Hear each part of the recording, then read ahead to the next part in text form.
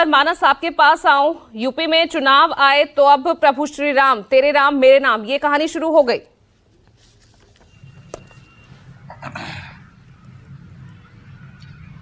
देखिए, ये लड़ाई दरअसल हिंदुत्व बनाम हिंदुत्व की हो गई है।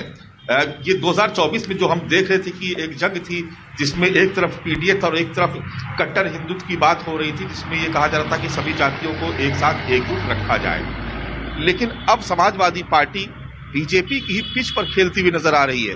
अब आप देखिए किस तरीके से दो सांसदों ने अलग अलग बयान दिए। एक सांसद कह रहे हैं छोटेलाल खरवार की बीजेपी रावण की तरह है, अत्याचार कर रही है, यानी रावण से तुलना कर दी। दूसरे जो सांसद है वो ये कह रहे हैं कि राम समाजवादी हैं, उनकी सेना पीडीए है। यानी पीडीए का मतलब ये कि उस वक्त भगवान राम के साथ जो लोग भी सेना थी, वानर सेना थी, आदिवासी थे, उसमें दलित थे, इस तरीके की बातें कह करके एक तरीके से भारतीय जनता पार्टी को उन्हीं के ही हथियार से घेरने की कोशिश की गई है।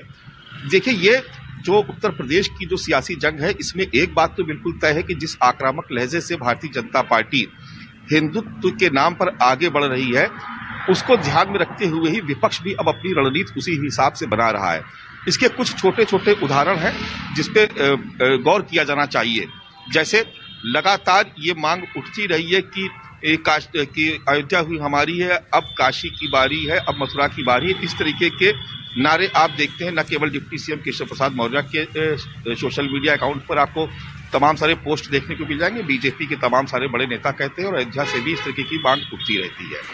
आप पिछले 2-3 चुनाव पर अगर नजर डालेंगे तो मथुरा से ही अभियान की शुरुआत होती है, चुनावी अभियान की। राष्ट्रीय स्वयंसेवक संघ ने भी अभी यहाँ पर जो अपनी राष्ट्रीय कार्यकारिणी की बैठक की, करीब 7 दिन तक ये पूरी बैठक चली, जिसमें 3 दिन की राष्ट्रीय कार्यकारिणी थी। उसमें भी आप देखिए कि हिंदू जातियों को एकजुट करने पर कितना जोर दिया गया और कहा गया कि ये बहुत जरूरी है कि हिंदुओं की सभी जातियां एकजुट रहें। आप मुख्यमंत्री योगी आदित्यनाथ के बयानों को अगर आप देखेंगे तो बार बार कहते हैं कि सनातन पर हमला हुआ लेकिन हम टूटे नहीं। जरूरत इस बात की है कि हिंदू जातियों को एकजुट रखा जाए।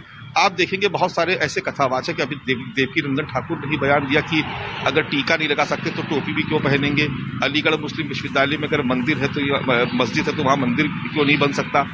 तो इस तरीके के जो बयान, इस तरीके की जो रणनीति सामने आ रही है लगातार अलग अलग उत्तर प्रदेश के अलग अलग इलाकों से। आप देखिए कि मुख्यमंत्री हर महीने कम से कम 2 से 3 बार अयोध्या का उनका किसी न किसी कार्यक्रम में उनकी विजिट जरूर होती है। कल आप देखिए पंकज चौधरी भी जो है वो वहां पर पहुंचे हुए थे। बीजेपी बार बार इस बात को उठाती है, इस सवाल को उठाती है कि आखिर अभी तक क्यों नहीं तमाम दूसरे दलों के नेता वहां दर्शन करने पहुंचे। खासतौर से वो समाजवादी पार्टी पर निशाना साधती है। मुख्यमंत्री ने कहा कि प्रधानमंत्री मोदी पहले ऐसे प्रधानमंत्री हैं जो अयोध्या में रामलला के दर्शन करने गए। तो देखिए, ये पूरी जो लड़ाई है वो हिंदुत्व की लड़ाई है, क्योंकि भारतीय जनता पार्टी ये समझती है कि अगर पीडीए की कोई काट है, यानी अगर पीडीए का फॉर्मूला अगर उसको फ्लॉप करना है तो हिंदुओं की सभी जातियों को हमको एकजुट रखना होगा। और इसी मुद्दे पर, इसी रणनीति पर वो लगातार काम कर रही है। 2024 के बाद से अगर आप देखेंगे तो बटोगे तो कटोगे, एक है तो सेफ है। और अब यहाँ तक जो अभी तक का जो सिलसिला है वो आप देखेंगे कि लगातार कोशिश हो रही इस बात की कि हिंदुओं की तमाम जातियों को एकजुट रखा जाए, और इसीलिए हिंदुत्व का नारा बार बार बुलंद किया जाता है।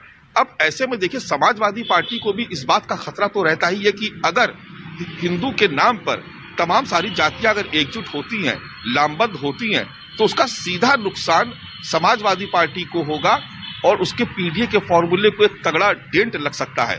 तो इसलिए अब समाजवादी पार्टी भी बीजेपी की पिच पर आके खेलने की कोशिश कर रही है।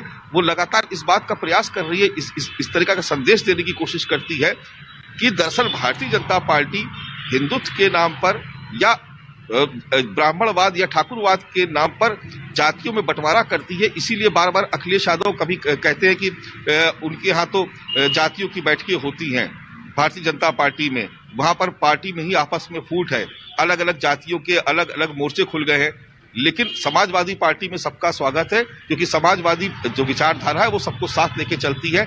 अब इसी का ही एक्सटेंशन जो है वो कल देखने को मिला, जब भगवान राम को समाजवादी बता दिया गया, उनकी सेना को पीडीए बता दिया गया और बीजेपी को रावण बता दिया गया।